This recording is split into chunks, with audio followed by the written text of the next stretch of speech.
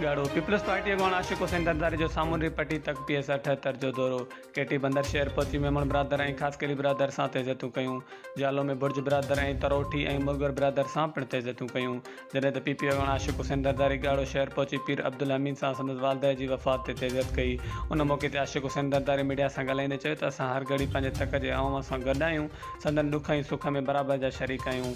उन वधीक चयो त तक में तरक़ियाती कम हली रहिया आहिनि जिन खे जल्दी मुकमल कयो वेंदो। मुख़्तलिफ़ ॻोठनि तोड़े शहरनि में न्यू स्कीमूं ॾिनियूं वेंदियूं। उन मौक़े ते सनत गाड़ो शहर जे मौजूद शख़्सियत ख़लीफ़ो नूर मोहम्मद, चेयरमैन UC बगड़ पीर सिकंदर शाह ऐं घोड़ाबारी सदर रमज़ान पंवर, पीर कादर ॾिनो शाह ऐं PP बगड़ सदर अली हसन बुर्ज, शाहनवाज़ लोहार, ख़लीफ़ो अब्दुल अज़ीज़, ख़लीफ़ो कादर उस्मान, ख़लीफ़ो दीदार हुसैन।